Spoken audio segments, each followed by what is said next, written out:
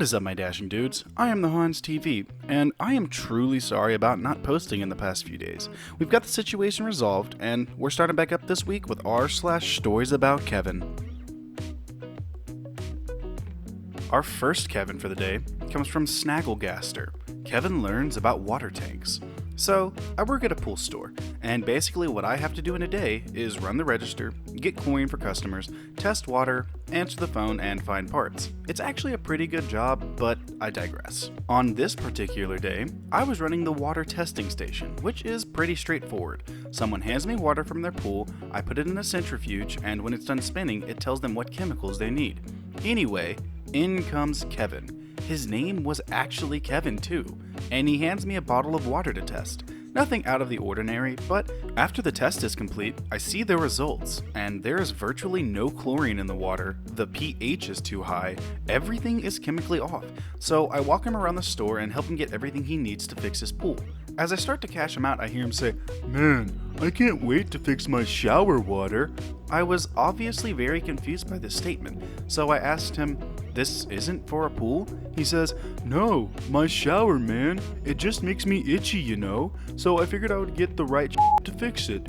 I had no idea what to say at that point, but I didn't want this guy spending like $50 for that wouldn't actually do anything, so I tried making him think about it, and this is how the conversation went. "Why would putting chlorine in your shower water make it any better?" "I don't know, I figured it would make it more clean like how a pool does." "Also, how do you plan to actually get this into the water coming out of the shower?" "Well, duh, I would fill a bathtub with the water, change that, and let it circulate so I'm always getting clean water." "The water from the faucet comes from a water tank," trying to stifle laughter. "Oh shit? Really? Well damn, that really blows a hole in my plan." He then proceeds to put everything back on the shelf and confidently walked out of the store saying, "I guess I'll just have to find another way." I've had my fair share of dumb people at work, but this particular Kevin really stands out as one of the best I've come across. A benevolent creature, but as dumb as a bag of rocks. Ooh, we are starting off this week to a great start. Let's get into it more. Our next Kevin comes to us courteous of Background Face, The Adventures of My Wife, Dr. Covina. I am posting this not just with my wife's permission, but her outright insistence. She just earned her doctorate from a prestigious university, but this belies her many Kevin-like shenanigans over our 16-year relationship. Here are some highlights. She did not realize that maple syrup comes from trees. We were making pancakes for dinner tonight, and this discovery is what inspired this post. This is especially funny considering she is a self-described maple syrup snob and hates the imitation syrup offered at most restaurants to the point that she smuggles in bottles of her own Canadian maple syrup when we go out for breakfast. Her entire worldview was upended when I revealed to her that there are, in fact, multiple species of toucan. She thought it was a single species that all looked like Toucan Sam. I once had to rescue her when she lost her car keys during a nature walk. I had to convince her to go home in my car when she initially refused to stop searching for them despite a tornado warning. She sits in her car ruminating for up to an hour at a time, letting her car battery die. She needs AAA to jumpstart her car at least 3 times a year. An inability to dodge potholes, curbs, and other road obstacles leads to a very short lifespan on her car tires. When she purchased her current car, I convinced her to buy the protection plan for her tires. The dealership now hates us because of how many free tires they've had to give her. She once took a jar of mayonnaise out of the fridge to make herself a sandwich, turned to grab the bread, turned back, and could not locate the mayonnaise even though it was on the counter right in front of her. She recently purchased a set of moldable earplugs to use while swimming. She lost them within 2 days before even getting used to them. She is still pissed about this. As soon as she received her doctoral diploma, she immediately entrusted it to me, lest she lose it.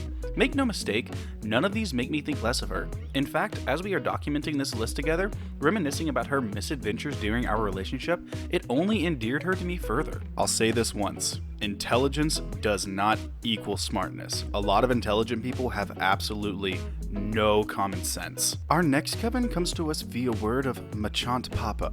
Kevin returns a faucet, or "I didn't know what I was doing, so I wailed on it." I used to work in plumbing at a home improvement store whose primary color scheme was orange. I was collecting returned plumbing items from the customer service desk when a Kevin approached the counter to ask for a refund. Customer service associates usually ask for help from the department to make sure they could take things back. Since I happened to be right there, I turned around and offered to help with the transaction. Kevin had a frost-free hose bib in a box. He said he wanted a refund. As he opened the box, he revealed a corkscrewed hose bib. For those of you who have never seen them, a frost-free hose bib is a special kind of outside tap. The tap looks pretty unexceptional from the outside of the house when installed, but it actually sticks in several inches into the house so that the spot where the water gets turned off is far inside the house and away from the cold outside. This prevents it from freezing, hence the name, in cold Canadian winters. If you've never seen one, they look like this. Looking at me all seriously, Kevin said, "I didn't know what I was doing, so I wailed on it." He explained that he had tried to screw it in place, but had twisted it so hard that it had twisted and corkscrewed. It was well beyond anything I'd ever seen. He must have seriously wailed on it. I couldn't believe he'd actually said it. I kept my composure and remained all customer service. I calmly explained that when you install it, you need to steady the fitting where it screws into with a wrench while you twist on the hose bib. I told him if he wanted another one, I could show him where they were and he could buy one, and I explained how to do it right. Kevin lost his cool. "I want a new one. I didn't know what I was doing." Calmly, I said, "Yeah, I can see that. You need to steady it like this." He kept losing it. "No, I want a new one. It didn't come with directions." I stayed cool. "You're right. They don't come with directions. Plumbing fittings are really for professionals. You're expected to know how to use them. If you don't know what you're doing, this kind of thing happens." "I want another one." I put on my best CS voice and smiled. "I'll sell you another one and I'll show you how to install it, but I won't give you one. You broke it, now you own it." "I want another one." "It's not defective, so I can't give you one. Like you said, you didn't know what you were doing and you wailed on it. Now, you own it." "I want to see a manager." I didn't feel he deserved another one. What else was he going to mess up and blame on us? I knew my managers would always fold and I just didn't feel like playing along. Keeping perfectly calm, I figured I'd see if I could push him just a bit harder. "Why? So he too can tell you no? No, you own it. Now, if you want to come with me, I'll show you where they are," I said with a serene smile. "This is terrible service. I'm never shopping here again," he said, and he walked out. I just wasn't caving into the Kevins that day. Honestly, I feel like this could also belong in Entitled People as well, just because that guy was entitled as Our final Kevin for the day comes from Shadows of Who. Kevin learns about plagiarism. In 12th year of school, I had some classes with a real Kevin. I was new to the school, but this Kevin was so notorious that I had already heard several stories of his Kevinness before I ever met the guy. No one was quite sure how he'd ever made it to 12th year. Not everyone gets the same high school degree in my country, and only the most difficult one requires you to stay in school this long. But we assumed it was through a combination of really wanting to, focusing on his sports, which he was great in, and a small old-fashioned miracle. Anyway, on to the stories. Kevin once noted a scar on the back on someone's head and got really excited about it. Everyone else could tell the kid was pretty uncomfortable, but Kevin plowed right on, assuring him that it was really cool because the scar made him reverse Harry Potter. Kevin had trouble properly understanding time zones and would become confused every time you explained it to him. Kevin was friendly and really made an effort, but he was also dumb as a rock. In math class, he would constantly raise his hand to either ask questions that made clear how little he understood from what we were just told, or repeat what another classmate had already said. When the time came to discuss oral participation grades in math class, he was really surprised he didn't get an A because he'd been making such an effort. He offered to raise his hand even more in the future. This was the first and last time in my life I've witnessed a teacher telling a student to please not do that. He had a hard time finding a nice way to say, "The quantity is fine, you just need to show some basic intelligence now." But my favorite story happened in German class. It's our native language, so there wasn't any added difficulty there. Kevin had handed in a paper to be graded that was very clearly copied off the internet. If I remember correctly, he didn't even change any of the formatting. When the teacher confronted him with the fact, he didn't seem to understand what plagiarism was, or what was so bad about it, and didn't even really try to pretend it was something else, just saying he didn't have the time to do it by himself. The kicker, we didn't need to hand in this homework at all. We were encouraged to do it only if we wanted to use it to improve our grade. Kevin obviously got an F on that assignment when he could have just never done it and had been fine. Later in the day, he excitedly and happily told our history teacher all about the new word he learned today.